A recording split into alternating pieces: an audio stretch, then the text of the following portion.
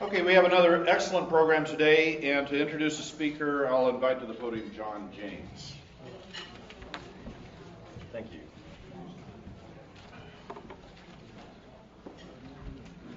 I am pleased to introduce a very distinguished professor. Can you hear me okay?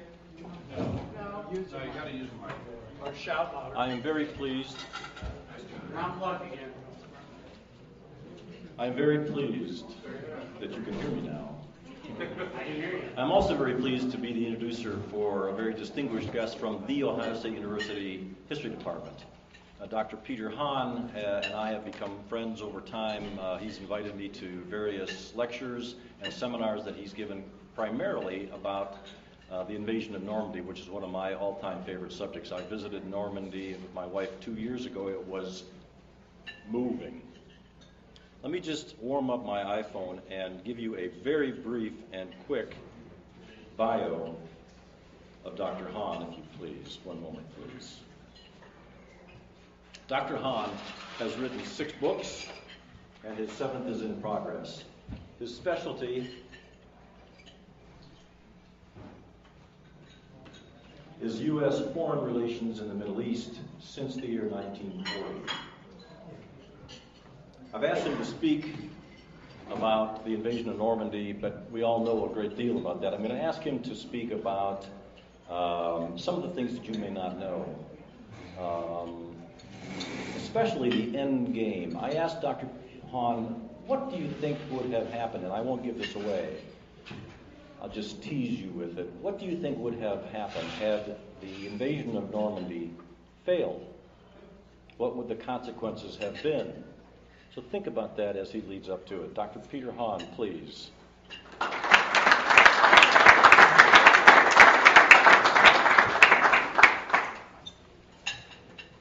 Thank you, Doctor. Thank you very much.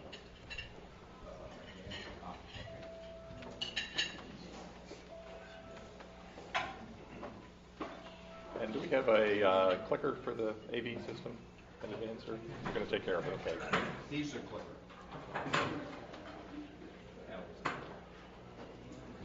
Somewhere there you should find a title page that has my name on it, PowerPoint. Well, thank you. As we're working on the AV, that's it. That's the one. I'll try to give you a high sign at the right moments. That one, forward. Okay, perfect. First, thank you very much, John, and thank you for the invitation to come. John gave me an interesting assignment to address this afternoon. He wanted me to talk about the Second World War, and in particular the D-Day invasion, with, as he requested, a special emphasis on the importance of Pointe du Hoc, which was one of the key sites along the beaches of Normandy. I think that's a personal passion of his, but it's also an interesting and important part of the overall battle. And then he also invited me to share what the History Department at Ohio State is doing to promote the study of military history in general, and to promote the study of World War II in particular. We have some fascinating and exciting and life-changing initiatives underway, so I'm going to address that during the second half of my brief time with you here this afternoon. It's tough to talk about the Second World War in 10 minutes. It's impossible, actually, but I'm going to do my very best. And I thought in preparing for today, the best approach might be to start with the global perspective and then narrow the focus of the scope, so to speak, into the European theater, and then to the situation in France, and then to the beaches, and then to Pointe du Hoc. And then from there we'll telescope back out until we get a comprehensive view of the OSU mission there too. So understanding D-Day is about understanding the past. It's also about understanding what the Ohio State History Department is doing to try to preserve the memory and the knowledge about understanding about D-Day for the next generation. First, with regard to the context, and I know for many of you this is history you know well, so a quick refresher. The overall context was that D-Day occurred in June of 1944, near the end, about a year from the end of the Second World War in Europe. It was one of the crucial battles in the European theater, which was the most important theater during the war, the most important theater because Hitler and Germany were the most dangerous adversaries. This map depicts the height of German expansion in 1942. Everything in blue was under the direct or indirect control of Adolf Hitler. The green areas show Britain to the west, the Soviet Russians to the east, areas still under Allied control, miles from the center of Europe and hanging on for dear life. The target of the D-Day attack, of course, was occupied France, a key country in the orbit of Western European powers. France had been overrun by the Nazis in May of 1940, and that was a shocker to the whole world. It fell in 6 weeks, much faster than anybody imagined possible. And then France was in a period of occupation from that moment, May of 1940, until the liberation began 4 years and 1 month later. While occupied, it was initially divided into a northern occupation zone that was held by the Germans, and then the southern zone was established officially as an independent state of France with the capital at Vichy. The Vichy French regime ruled that part of the country in partnership with the the Nazi invaders.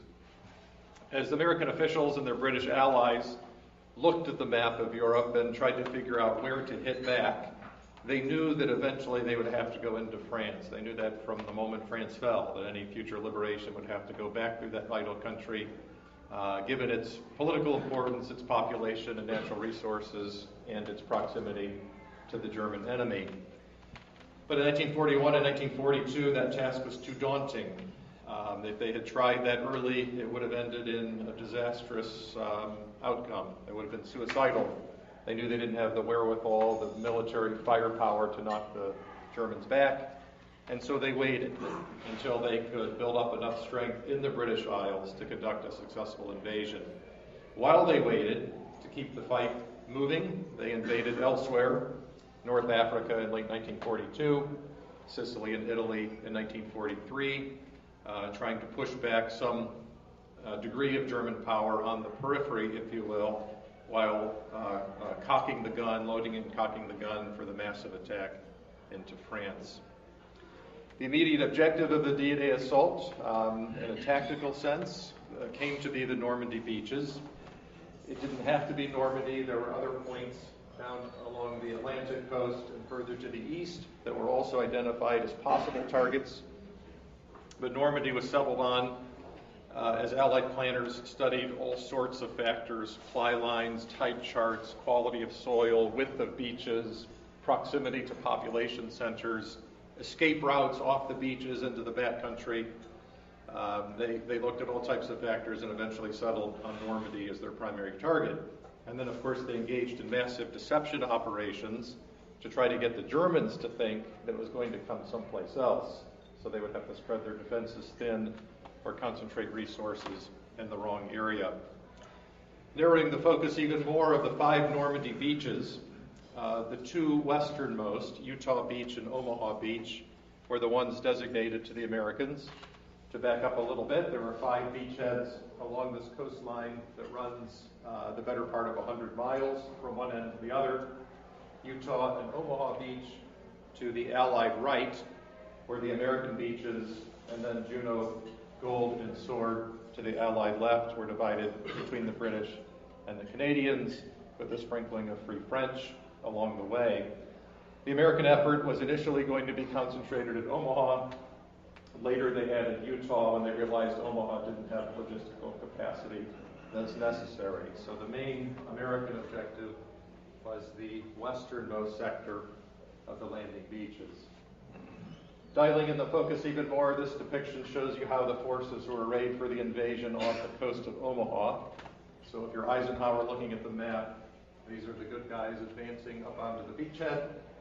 Over to the right off of this map and around the bend in the terrain would have been Utah Beach. And interestingly, given John's special assignment to me, right in the middle of those 2 beaches was the place called Pointe du Hoc. Pointe du Hoc was an elevated small peninsula that jutted out into the sea. It sat about 100 feet above the sea level, and it was the site of some significant German firepower. The Germans had put 6 155 millimeter guns on that site. Those were big guys, big guns. They had the capacity to fire upon Omaha Beach to the east and upon Utah Beach to the north, meaning that with that one defensive position, the Germans could potentially push the invading force back out into the sea. They could make life on those beaches incredibly difficult, if not impossible, to overcome. And hence, one of the key parts of the D-Day plan, from the American point of view, was to figure out what to do with those guns. Those guns were bombed mercilessly in the months leading up to the invasion, and bombed even more mercilessly, bombed and shelled in the 12 hours preceding the landing on the morning of June 6th. The Army also developed a special unit, a new unit at that time called the Rangers, and the first major mission of the Rangers in the European theater was to launch a specialized attack at Pointe du Hoc. The idea would be that a couple of companies would land at the foot of the cliffs, scale up the side of the cliffs using very innovative devices, claw hooks and ropes that would be fired out of little bazookas. They would use ladders that they borrowed from the London Fire Department. They had other devices to try to help them scale that wall in the face of enemy resistance, and they would get to the top and spike the guns, and they would turn the tide of battle. That was the plan. These guys trained for the better part of 2 years in climbing and fighting techniques for that one mission. Several hundred men devoted just to that one mission of scaling that one point on the geography and taking those guns at the top of the hill. This map taken from a U.S. war plan shows the significance, what they expected to find. The guns arrayed there ready to rain down firepower on the beaches, and the photograph shows the strategic value of the point. Here it is at the top of this ridge with Omaha Beach in the distance at about 20 miles, Utah Beach about 10 miles out here to the north. This is a modern photo that shows the current ruins of the German emplacements, pockmarked with shells, depressions from shells and bombs, craters from shells and bombs. You can walk around there today. I'll give you an opportunity to think about for next summer before I leave today, and you can still see the craters and the ruins of the German works. The attack of June 6th on Pointe du Hoc faced all kinds of obstacles, ran into all types of trouble. It was led by a lieutenant commander named James Rudder, 2nd Ranger Battalion, in command of companies D, E, and F. That was about 210 soldiers who hit the beach. They were supposed to land at 6:30, and there were 600 reinforcements waiting in ships just offshore to come in as a second wave. Well, the classic story of war, everything that could go wrong went wrong, or just about everything. They got lost on the way, blown off course by the unusually high tides and strong winds. They had some missed communication opportunities. The arriving force got there 35 minutes late. The first wave got there 35 minutes late. Having drifted over toward Omaha and then had to motor back, they lost the element of surprise. The Germans were waiting for them. The second wave incorrectly interpreted a signal that they were free to clear, and they proceeded on to Omaha, so the reinforcements never arrived. The 210 soldiers were supposed to land in two sides and attack simultaneously, but they all came ashore at the same place, and they had a very crowded beachhead and a very concentrated field of fire for the enemy. And yet, despite all those obstacles, they made it. The attack was a success. They improvised on the ground, they fought like mad, they committed themselves to the task, and slowly but surely they overcame the resistance. And imagine if you've been in a war situation, how tough that must have been. You're at the bottom, the enemy is 100 feet, almost straight up, and you've got to make that climb in the teeth of heavy resistance and take the top. And they did. They lost quite a few of the soldiers on the approach with swamped landing craft and overturned vessels. They lost about 15 on the beach, about 15 more during the climb. But they did make it to the top. They did overpower the local German resistance, and they did capture the objective. Interestingly, when they got there, they discovered that the guns were not there after all. In fact, the Germans had dismantled them and taken them back about a mile from the front and put them under camouflage tents to protect them from that relentless aerial bombardment that had preceded the attack. So they made it to the top. Now what? They quickly made the decision to continue into the backcountry and try to find the guns. They sent out several patrols. One platoon found the guns in storage, and amazingly enough, unguarded. they quickly had the presence of mind to use thermite grenades, sneak up to the barrels, drop them in, and blow the guns. So that mission was accomplished. But then they had to face a tremendous German counterattack. The Germans had been caught by surprise, but now they rallied and they launched several counterattack waves.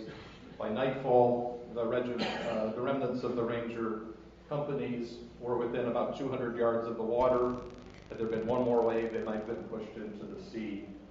And the costs they bore were extraordinary. 225 Rangers landed on the first wave attack on the morning of June 6th. Within 24 hours, only 90 of those 225 were still combat ready, meaning that the others were either dead or so badly wounded they were not in fitting condition. In a nutshell, that is one small microcosm of a very heroic and very dramatic and very significant battle that raged all up and down the Normandy coast on that so-called Day of Days. And now, part two, if I may, and this is to change the focus from what actually happened in 1944 in 10 minutes to a conversation about what the History Department of Ohio State is committed to do in the mission of educating the next generation for positions of leadership in our society and for positions of leadership in the citizenship of our country and indeed of the world. I'm very proud to say that the History Department has excellent faculty resources in the area of military history and in related fields like diplomatic history, my own, as well as modern U.S. and modern European history. We presently have 6 faculty members in the field of military history, including 3 who have endowed chairs. In the modern history program, Peter Mansour holds the Raymond Mason Chair. Before we hired him 6 years ago, he had been a career Army officer who earned a Ph.D. in history along the way. He retired having most recently from the Army, having most recently been the executive officer to General Petraeus in Baghdad, and we were lucky to land him. He's a dyed-in-the-wool Buckeye, interestingly enough, even though he's from California, and just offering him a job at Ohio State made the recruitment, being able to do that made the recruitment much easier. But he's a world-renowned historian. His first book, which won a Best Book Prize from the Society of Military History, is about the Army and World War II, and he's become a very popular instructor on campus. Just this year, we added a second endowed chair, the Donald Dunn Chair, a gentleman named Professor Bruno Caban, who is a Frenchman who is a specialist in the First World War and the French experience in the First World War. So he's a very nice complement to Pete Mansour with regard to military history in the 20th century. We're also strong in 19th century Civil War history, in early modern, in Vietnam, and many other fields. And again, those are all complemented by the work of people like myself in the history of American foreign policy, as well as modern U.S. history. 5 years ago, we made a commitment as we converged semesters at Ohio State to launch an innovative and world-class study abroad program that focuses on World War II and its impact on the modern world. So it's about the war, the guns and bullets and tanks and all of that. That stuff's very important, but it's also about the impact of the war on the quality of life of the American people, and explaining the rise of America to great power status, and explaining the impact on such social phenomena as civil rights, racial equality, women's liberation, and so forth.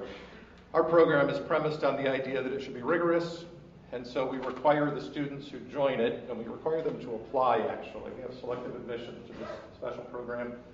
They have to take 4 classes in residence on campus during the course of their junior year, ideally, some sophomores. And then during the May term, which is a new 3-week tour, 3-week term during May, we take them on a tour that begins in London and ends in Berlin. And along the way, they see the sights, they interpret the sights, they give papers while standing on battlefields, give talks to each other and their supervising professors. They do research in local archives, and they apply the knowledge that they learn back in the classroom to figuring out what's there, developing leadership skills, developing education skills, and deeply internalizing what's a very powerful historical curriculum. Here's a photo of part of our 2014 class standing on Omaha Beach. In support of and to showcase the undergraduate study abroad programs, we've conducted a series of tours for alumni and friends of the department. The first tour occurred in 2011, the second in 2012, number 3 just happened in July of this year, and we are this close to publicly announcing the details of our 4th tour, which would be in July of next summer, July of 2015. These tours are Reader's Digest versions, if you will, of the study abroad tour for students. The students spend 3.5 weeks. We spend 1 week with an optional 3-day extension. We begin in London for a couple of days. We spend 4 days in Normandy, concentrating on the beaches and battlefields there. And then we go on to other places. In the past, we've gone to Paris and Berlin. For 2015, we're going to vary that slightly, as I'll tell you in a minute. On the left is a photo of one of our tour groups, again standing on Omaha Beach. On the right is a picture of Professor Mansour detailing the Allied left at Omaha Beach. This is above the town of Arromanches, which was the center of the British sector. So we get in-depth coverage. 3 faculty hosts go along. We provide background talks on the way. While we're riding on the bus or crossing the channel on a boat, you'll get a college-level background lecture about what had happened and what you're going to see. And then at each site, we offer interpretations of what is taking place and how it fits into the larger picture.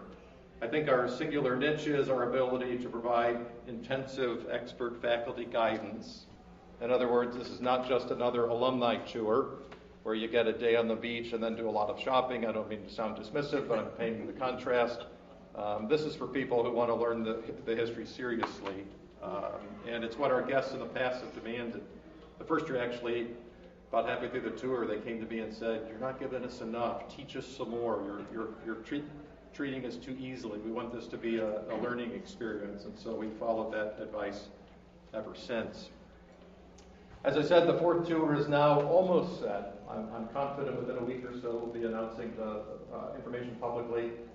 We plan to begin in London to cover the Normandy beaches, and then to veer past Paris and go on to Bastogne, the site of the Battle of the Bulge, and then fly from Frankfurt to Krakow and tour the Auschwitz concentration camp, and then double back to Berlin and continue with that portion. We'll have a main part that will be London to Bastogne, and then the optional extension will include Auschwitz and Berlin. This photo shows our group at opening night in London, just outside the Cabinet War Rooms. That was Winston Churchill's top-secret underground bunker, which is now open as a museum and tourist destination site.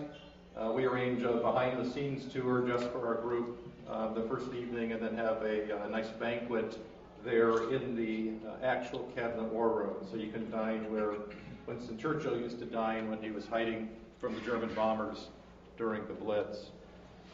We pay special attention to Ohio State community members who had instrumental roles in the liberation of France.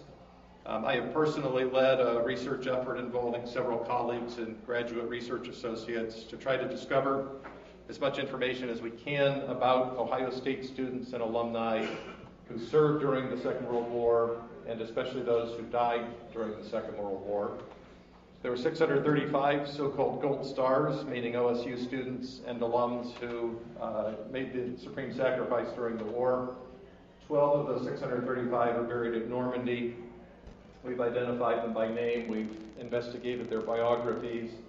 And in every tour, student and alumni and friends, we pay special tribute to them by decorating their graves during the visit to the Normandy American Cemetery. In addition to the Alumni and Friends tours, we're now pioneering a series of conferences focused on military history and the impact of military developments. This recent June, on June 6th, on D-Day itself, we had a major public conference commemorating the 70th anniversary of D-Day. We had 4 faculty give lectures about various aspects of D-Day, and then had a veterans panel in which 3 combat veterans of World War II reminisced about their experiences and the impact of the war on their lives. in a very special and moving session moderated by Mayor Greg Lashunka.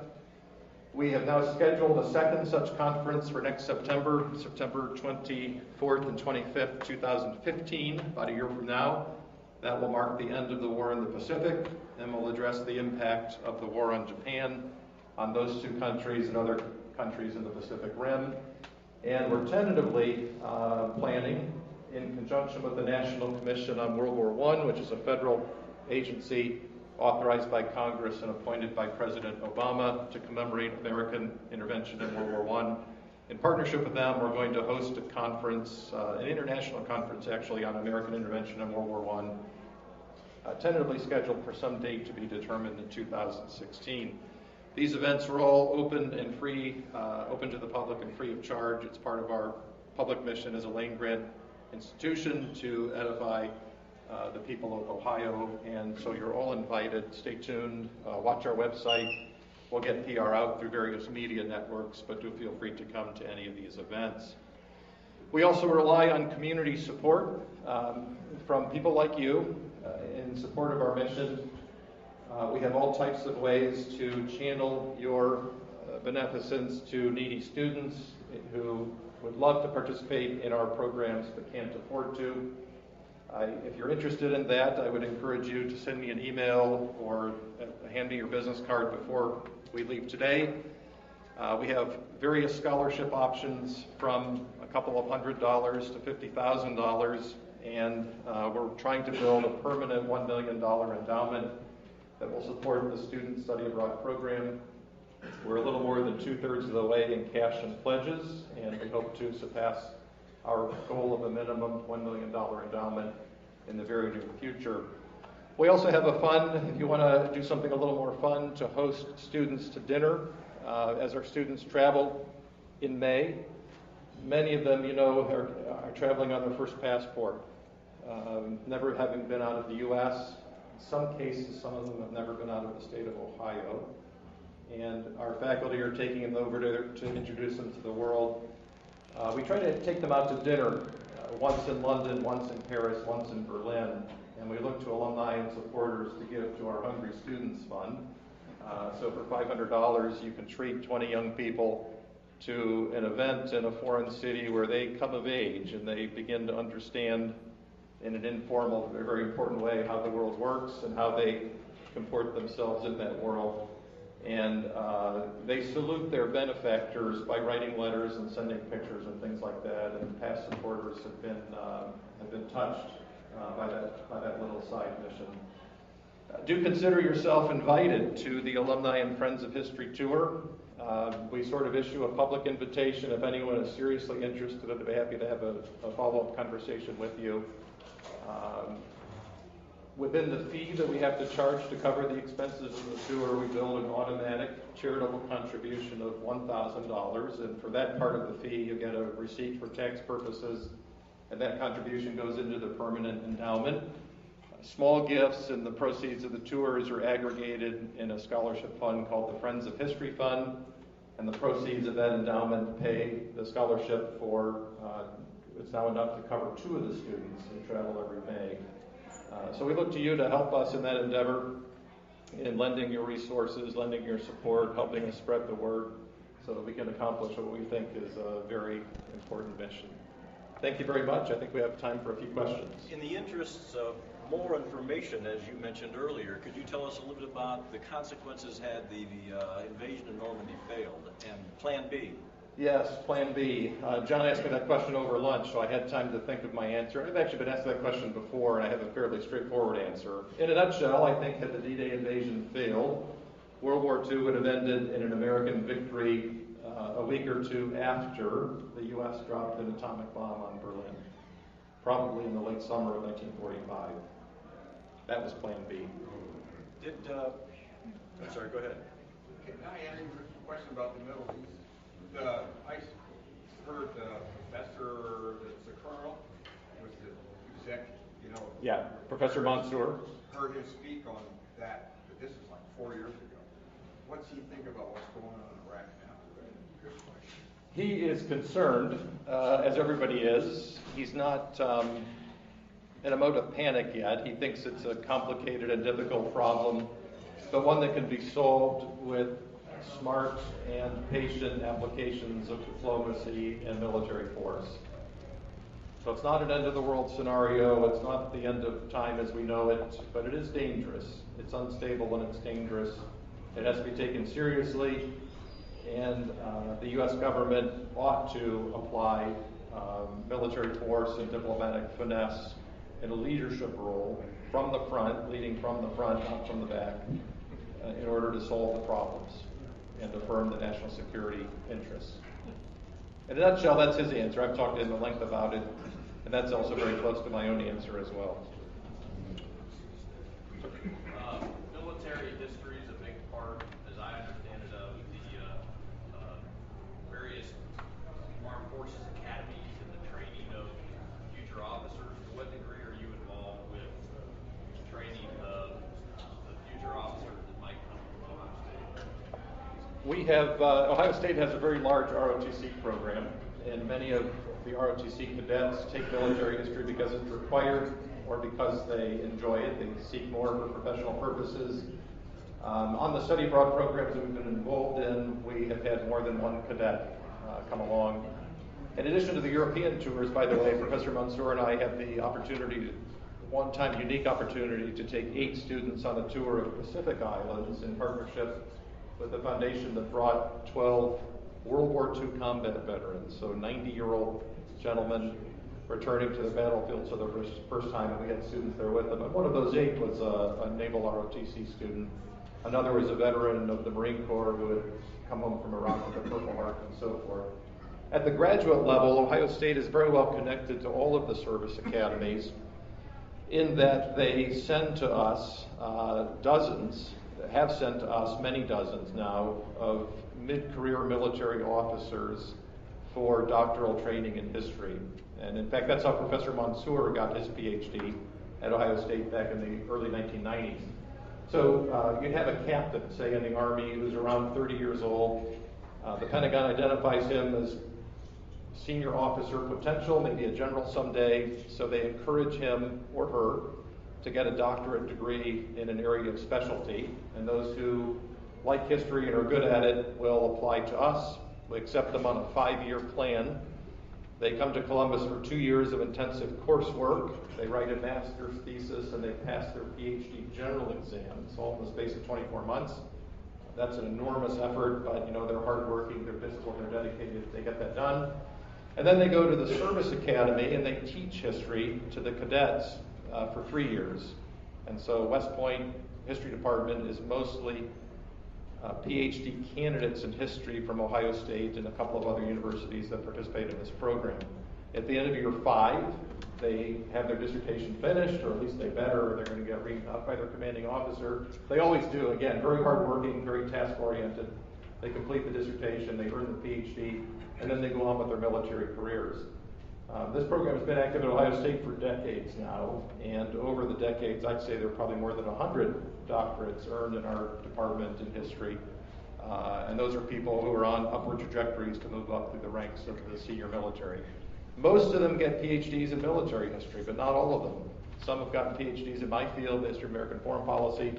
Some have done early modern France, and so forth. The key question is they're getting historical training that opens their mind, trains their mind to think in a certain way that the national government believes is valuable for one component of their senior officer corps.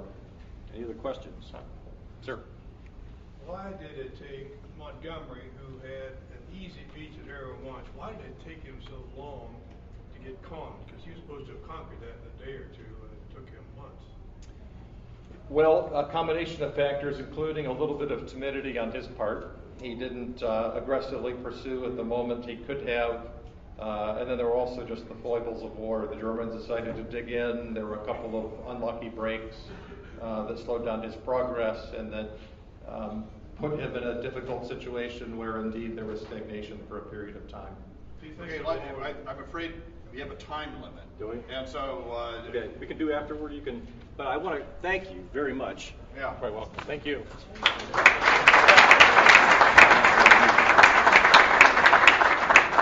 In conclusion, I I would just like to close with this. Supreme Headquarters Allied Expeditionary Force released by Dwight David Eisenhower on June 5th. Soldiers, sailors, airmen of the Allied